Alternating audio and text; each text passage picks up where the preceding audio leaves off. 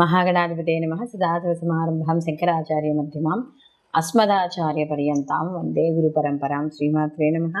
ప్రేక్షకులందరికీ స్వాగతం. మాస ఫలితాలు 2024 సంవత్సరానికి సంబంధించి మనం ఏప్రిల్ నెల మాస ఫలితాలు తెలుసుకుందాం. అయితే మనకి ఈ నవగ్రహ సంచారాలను అనుసరించి ద్వాదశ రాశుల వారికి అసలు వీళ్ళకి శుభాశుభ ఫలితాలు ఏ విధంగా ఉంటాయనే విషయాన్ని తెలుసుకోబోయే ముందర అసలు ముందుగా ఈ మాసంలో చూసుకుంటే గ్రహస్థితి ఎలా ఉంది అని చూసుకుంటే మేషరాశిలో గురువు యొక్క సంచారము, అలాగే గురువుతో పాటు బుధుడి యొక్క సంచారం. బుధుడు వక్రీకరించి ఈయన అంటే మీనం వైపుకి ప్రయాణం చేయడం అనేది జరుగుతోంది. అలాగే మనకి రాహు వచ్చి మీనరాశిలో సంచారము, కేతువు వచ్చి కన్యారాశిలో సంచారము, శని భగవానుడు వచ్చి మనకి కుంభరాశిలో సంచారం, అలాగే శనితో పాటుగా ఇక్కడ కుజుడు కూడా మనకి సంచారం చేయడం అనేది జరుగుతుంది. ఈ కుజుడు ఏప్రిల్ 24వ తేదీ వరకు కూడా మనకి ఈయన శని భగవానుడితో కలిసి ప్రయాణం చేయడం అనేది జరుగుతుంది. తదనంతరం ఈయన మీనరాశిలోకి మార్పు చెందుతాడు. అలాగే రవి కూడా ఏప్రిల్ 14న మీనంలోంచి మేషంలోకి అంటే తన ఉచ్చక్షేత్రంలోకి ఈయన ఏదైతే సంచారం ఉందో అది జరుగుతుంది. అలాగే శుక్రుడు కూడా ఇప్పటి వరకు ఆయన ఉచ్చస్థితిలో ఉన్న ఆయన కూడా ఏప్రిల్ 25వ తారీఖున మీనంలోంచి మేషంలోకి సంచారం చేయడం అనేది జరుగుతోంది.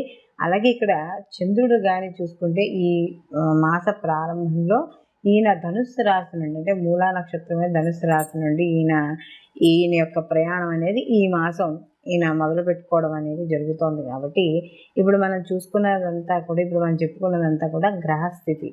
ఈ మాసంలో ఈ గ్రహాల యొక్క స్థితిగతులను బట్టి వీళ్ళకి శుభాశుభ ఫలితాలు ఏ విధంగా ఉంటాయి అనే విషయాన్ని తెలుసుకుందాం. వృషభ రాశిలోకి కృతిక 2, 3, 4 పాదాలు, అలాగే రోహిణి 1, 2, 3, 4 పాదాలు, మృగశిర 1, 2 పాదాలు వృషభ రాశిలోకి రావడం అనేది జరుగుతుంది. అయితే ఈ వృషభ రాశి వారికి కానీ చూసుకుంటే రాశాధిపతి వచ్చి శుక్రుడు.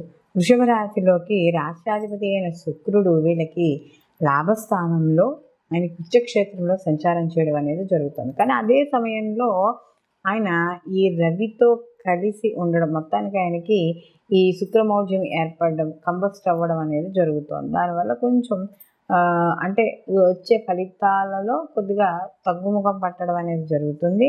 అయితే ఇక్కడ ముఖ్యంగా కానీ చూసుకున్నప్పుడు ఏదైతే ఈ యొక్క వ్యాపార విషయాల్లో వాటిల్లో కూడా చాలా అనుకూలంగా ఉండడం అనేది జరుగుతుంది. అయితే ఇక్కడ ఈయన కంబస్ట్ అయినా కూడా లాభంలో ఉన్నాడు కాబట్టి సహజంగా గోచార ఫలితాల్లో లాభస్థానాల్లో ఉండే గ్రహాలు శుభ ఫలితాలని చాలా మటుకు ఇవ్వడం అనేది జరుగుతుంది.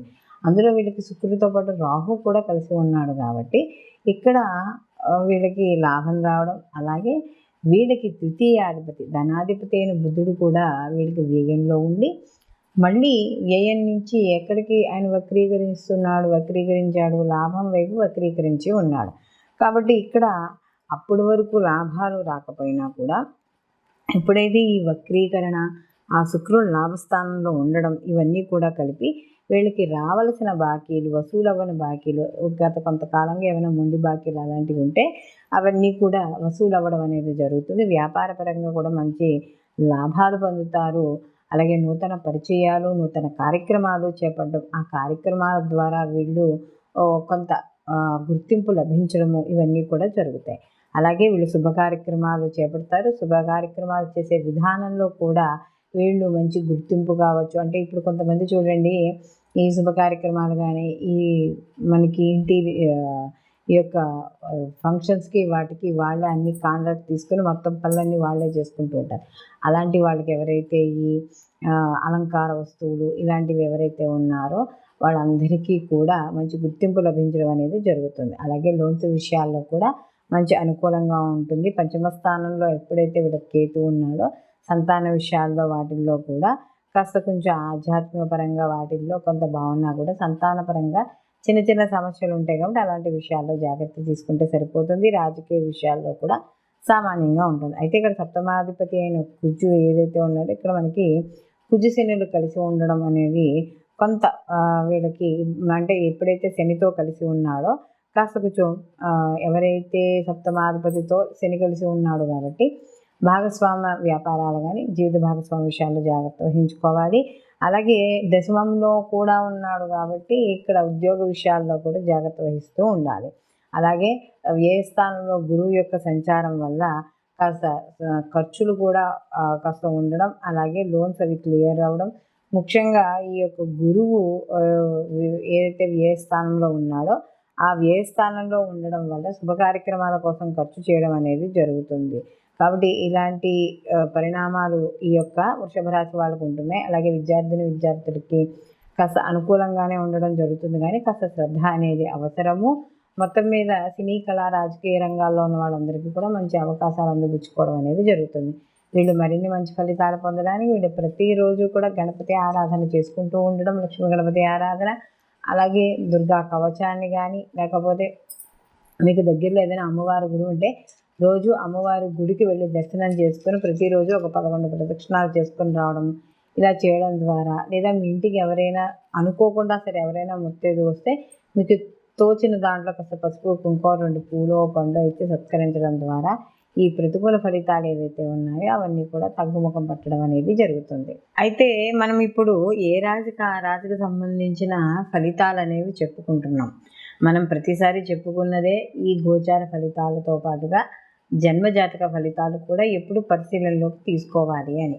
కారణం దేనికంటే ఒక్కోసారి గోచారంలో అంటే మన జన్మజాతకంలో ఉన్న గ్రహస్థితిలే మనకి గోచారంలో కూడా కనపడడం అనేది జరుగుతూ ఉంటుంది. అప్పుడు వాటి యొక్క తీవ్రత అంటే శుభగ్రహాల కానీ యొక్క కలయిక అయితే ఒక రకంగా ఉంటుంది వాడి స్థితిగతులను బట్టి. అలాగే ఆ యొక్క కలయిక అనేది ఏవైతే గ్రహాలు ఉన్న కలయిక కానీ ఏవైనా శత్రుగ్రహాలు అయ్యుంటే అదే స్థితిని పొందుంటే వాటి నుంచి వచ్చే ఫలితాలు వేరేగా ఉంటాయి. కాబట్టి ఈ శుభాశుభ ఫలితాలు ఏవైతే ఉన్నాయో వాటిని చూసుకోవాలనుకున్నప్పుడు కంపల్సరీగా ఈ గోచార ఫలితాలతో పాటుగా జన్మజాతక ఫలితాలు కూడా తెలుసుకోవాలి. తద్వారా వాటికి కావాల్సినవి ఏవైనా పరిహారాలు ఏమైనా ఉంటే అవి చేసుకుని మనం ముందుకు వెళ్ళడం ద్వారా మనం పనిలో సక్సెస్ అవుతాం. అయితే ఇక్కడ ఈ ప్రత్యేకంగా ఇప్పుడు మాత్రం మనం చూస్తున్నప్పుడు ఎలా ఉంటుందంటే కొన్ని గ్రహాలు కంబస్ట్ అయి ఉంటాయి, అంటే కలిసి ఉంటాయి. ఈ కలిసి ఉండడం వల్ల ఏమవుతుంది అంటే గోచార ఫలితాల్లో ఒక్కోసారి తీవ్రమైన మార్పులు రావడం అనేది జరుగుతుంది. ఎలా అని కానీ చూసుకున్నప్పుడు ఏవైనా కొన్ని పాపగ్రహాలు అంటే లేదా శత్రుగ్రహాలు 2 గ్రహాలు కలిసినప్పుడు 2 లేక అంతకంటే ఎక్కువ గ్రహాలు అవి కలిసి ఒక రాశిలో ఉన్నప్పుడు ఆ రాశి నుండి అంటే వాళ్ళకి మొత్తం 12 రాశుల వారికి కూడా వాళ్ళ జన్మరాశి నుండి ఆ గ్రహాలు ఉండే స్థితిని బట్టి వాళ్ళకి మంచి చెడు సంబంధించి శుభ అశుభ ఫలితాలు పొందడం అనేది జరుగుతుంది. ప్రస్తుతానికి మనం ఇప్పుడు కానీ చూసుకుంటే ఈ మాసాల్లో చూసుకుంటే ఈ శని భగవానుడు, అలాగే రవి, లేకపోతే మనకి కుజ శనులు, కుజ రవులు, లేదా కుజ రాహువులు, అలాగే రవి రాహువులు ఈ కలయిక ఏదైతే ఉందో ఇది కొంత అంటే కొంత సమాజంలో కావచ్చు, కొంత వ్యక్తిగతంగా కావచ్చు, కొంత వ్యతిరేక ఫలితాలను ఇవ్వడం అనేది జరుగుతోంది. అంటే కాస్త తెలియని అంటే ఎక్కువగా యాక్సిడెంట్స్ అవ్వడం కానీ, లేకపోతే గొడవలు అవ్వడం కానీ, అల్లర్లు జరగడం కానీ, ఏదో రకంగా ఇలా దేశంలో ఏదో ఒక మూల కావచ్చు, లేకపోతే వ్యక్తిగత జాతకాల్లో చూసుకున్నప్పుడు గోచార ప్రకారంగా కూడా కొంత వాళ్ళకి ఈ ఇంట్లో కావచ్చు, లేకపోతే ఏదైనా వాళ్ళు చేసే వ్యాపార సంస్థల్లో కావచ్చు, ఇలా కాస్త మానసిక అశాంతి అనేది ఏర్పడుతూ ఉంటుందనేది మనకి ఇక్కడ కనబడుతుంది. కాబట్టి ఇక్కడ ఈ గోచార ఫలితాలతో పాటు జన్మజాతక ఫలితాలు, అలాగే గోచారంలో కూడా ఉన్న మిగతా గ్రహాల యొక్క స్థితి ఏమిటి, ఏదైనా పాప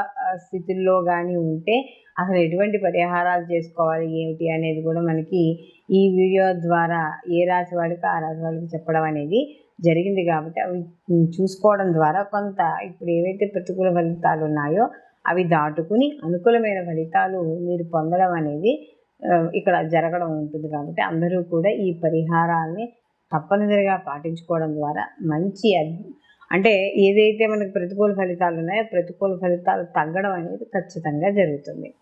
సర్వే జన సుఖినో భవంతు, లోకా సంస్థ సుఖినో భవంతు.